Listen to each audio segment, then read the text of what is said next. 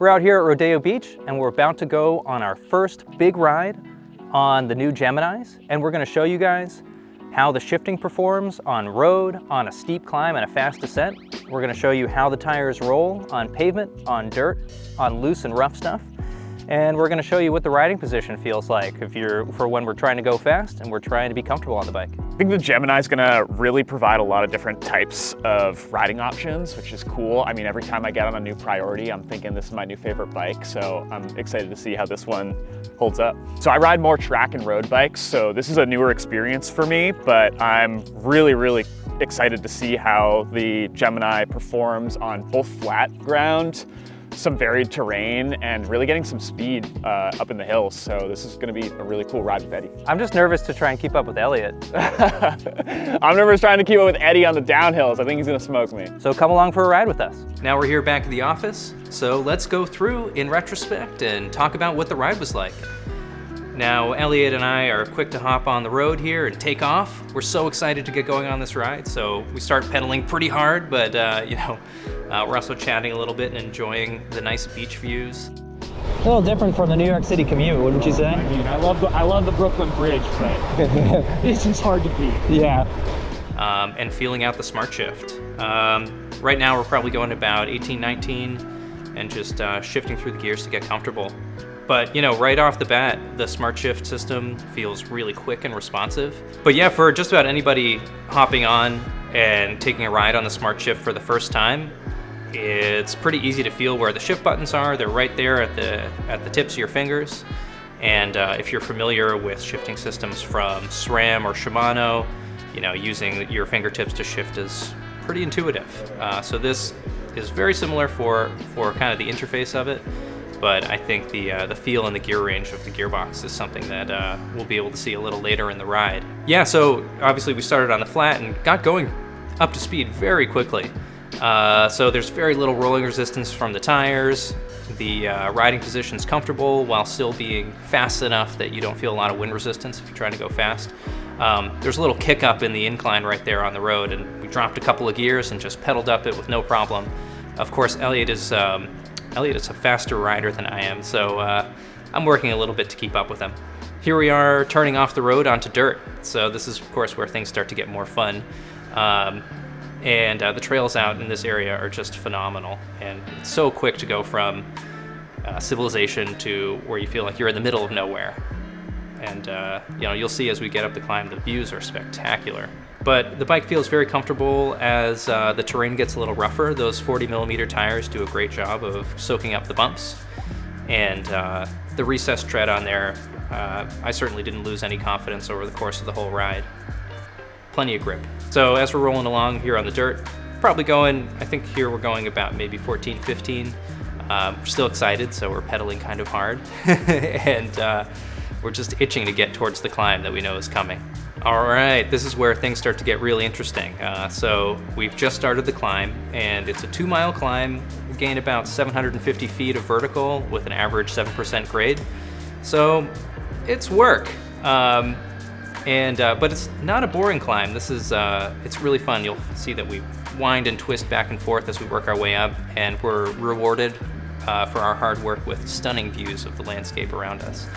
But aside from the scenery, we're out here to really explore the feel of these bikes. So as we're coming up to this hill, dropped a couple of gears really quick, just to make sure we're in a low enough gear that we can start spinning the pedals.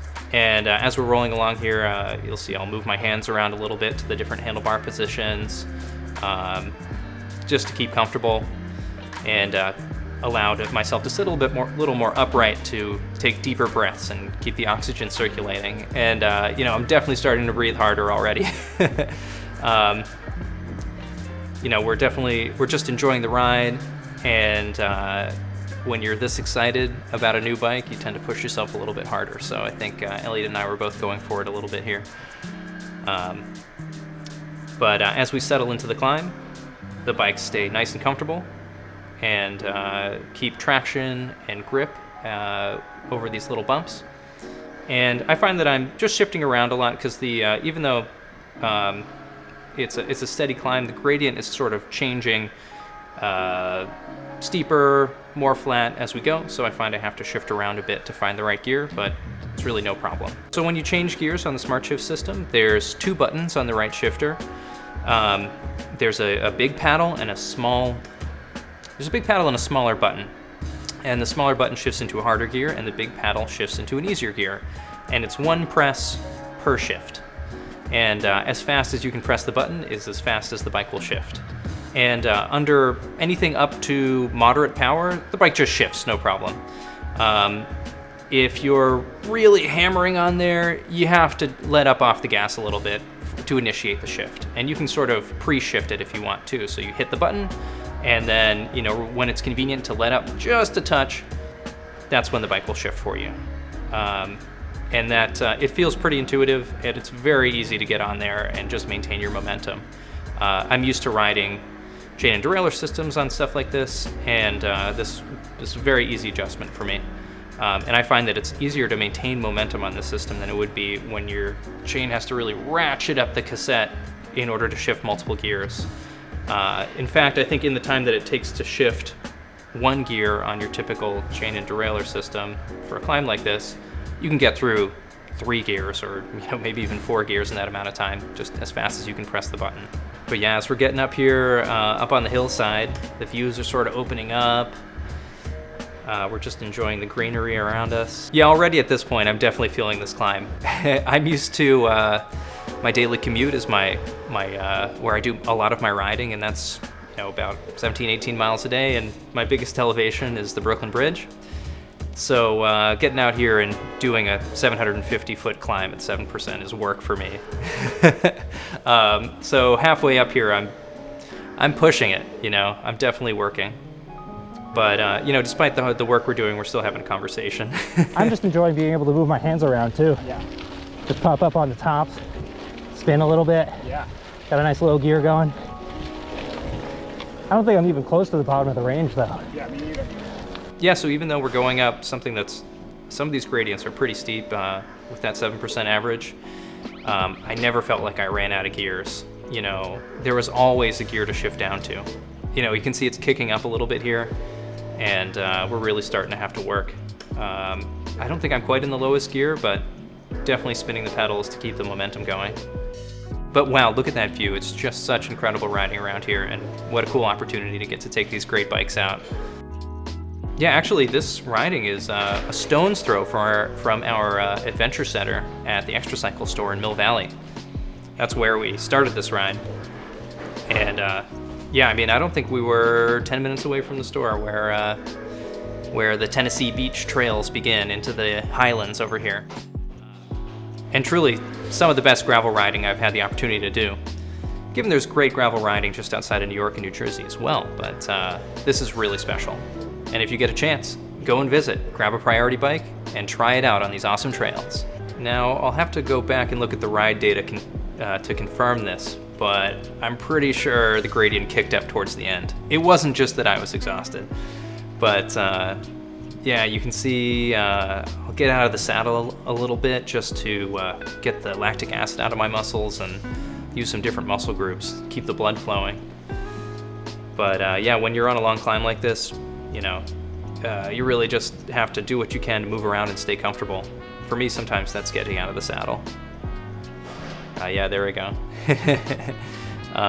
But yeah, with the Smart.Shift, you can just easily shift up a gear, and you can pretty much upshift at any time with no problem. And you're instantly in a harder gear. So for me, I'll upshift a gear, maybe even 2 gears, and get out of the saddle and just, use my my upper body and my core a little bit more to push the pedals rather than sit and spin. But on a long climb like this, it really helps me out to switch up how I'm pedaling to stay comfortable. And on the Gemini, having the multiple hand positions is definitely a factor in that. Really helps. For me, I can feel it when a frame is too noodly, it's not stiff enough. And if I'm putting a lot of power down out of the saddle, I like a stiffer frame because it feels like all of my power is just getting transmitted to the rear wheel. So with the Gemini, whether I'm pedaling soft or hard, the bike just feels really responsive. So it feels great to ride out of the saddle. And it's also very comfortable in the saddle. It's a pretty upright gravel bike, so you can just kind of sit back, put your hands on the hoods even, and feel pretty upright, like you're getting plenty of air into your lungs, and you have room to move around on the bike. Yeah, as the gradient's starting to level off, I'll shift up a little bit into a harder gear just to go a bit faster here and try and keep up with Eliot, who of course is pulling away from me at any second. So with those quick changes in elevation or gradient, having the ability to shift multiple gears really fast is a huge advantage of the Smart.Shift system. So as this hill levels off and we go from a pretty steep gradient to more level ground, I can just shift up multiple gears super fast, and there's no delay in getting up to speed. Yeah, so there were still some wet sections on this trail as we were riding it, and I really never felt like these tires lost grip on wet stuff or any of the loose gravel. They just gripped on the climb, and as you'll see, they gripped really well on the descent too. No loss of confidence. And this is our first short descent of the ride, and then we're right back to climbing again. But no problem. Once again with the Smart.Shift, I was able to just drop a bunch of gears super fast and just get right into this climb. But we're also kind of energized to try and finally get to this summit, so we're pushing hard to try and maintain our speed over it. All right, now we're picking up some speed. So I'm getting into the drops, and it's a bit rough on this part of the descent, so those wide drops really help keep you in control. And this is fast enough that I don't have to pedal, but the bike feels really stable and confidence inspiring. Here we go, we're trying to maintain our momentum into this climb as well. Eliot's pushing out of the saddle, I'm trying to keep up. And we're both really going for it here. Just using every last bit of energy to try and make it up to the top. Sometimes on these really long climbs, you just want to give up. But it's really nice to have just an extra gear you can drop down to, just a bailout gear. And you feel like you can just, if you can put in that little bit of effort just to keep the pedals going, then you can make it up. And that's what's really nice about having this kind of gear range, is there's always a lower gear to fall back on. And now it's kicking up one last time before we finally summit, and we get a view of the other side. So now we are looking, we're looking west now, so we can see Mill Valley below us. Take a little breather. You can see we can finally stop pedaling, take a breath, and get ready to open it up and hit Mach 10 on the descent. Total climbing time was about 20 minutes for that, so we really got our work in. But now we're getting the payoff, the descent. You can see Eliot just takes off. We both shift up a bunch of gears really fast, and I'm just gonna let Eliot go here. I'm still kind of winded from the climb, so I didn't want to do anything crazy. But on the descent, looking at the data, Eliot hit over 36 miles an hour on this, so we were both hauling pretty fast. Now, this is also my first real descent on the Gemini, and I was blown away by how stable the bike feels. Having that center of weight with the pinion gearbox right in the bottom bracket area, right in between your feet, helps the bike feel super planted. It's a decently slack head tube angle on there too, so it's pretty stable geometry, but you know, what really helps is just having that center of weight right nice and low. And the bike tracks exactly where we want it to go. And you know, you'll see as we're really bringing speed into these corners, having the confidence of those full hydraulic brakes helps a lot too. There's good modulation on there. You can add just a little or a lot if you want to. I'm just easing into these turns to rein my speed in a bit. You know, it's unfamiliar trails for me, and it's a multi-use trail, so there could be some other people on there. So I'm just keeping things relatively in check here, but still hauling pretty hard. There's a couple of places on here where you can catch some air. Eliot caught some real good air on this one hump in the middle of the trail.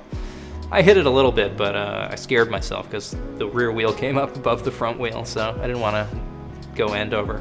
But yeah, even on this loose stuff, those 40mm tires soak up the bumps really well and keep things in control. For all that 20 minutes of climbing, we get about 3 minutes of descending. But it's an awesome 3 minutes, and it's top speed, so it feels so good. It's good to cool off and let that cool air cool you down after getting all hot on the climb. Here we are at the parking lot of Tennessee Beach. Sounds sick. Awesome.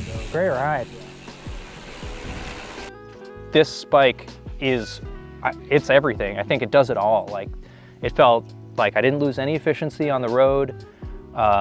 It felt like I had plenty of gears to make it up whatever climb. The bike felt nice and light and snappy, and then just really confidence inspiring on the descent. It was really great to be able to move my hands around, just sit back on the tops, relax a little bit. And I loved the gearing because I could always just grab a lower gear when I needed it. I think the Pinion shines where you can make larger jumps in your shifting automatically. Being able to go up or down 3 or 4 shifts because of the terrain changing so quickly is a huge benefit of the electronic shifting system. So we had a really fun time on this ride. The riding here is amazing, and the Gemini was the perfect choice for it. I would pick it again and again for a ride like this, and I might pick it for other types of rides too, including my daily commute.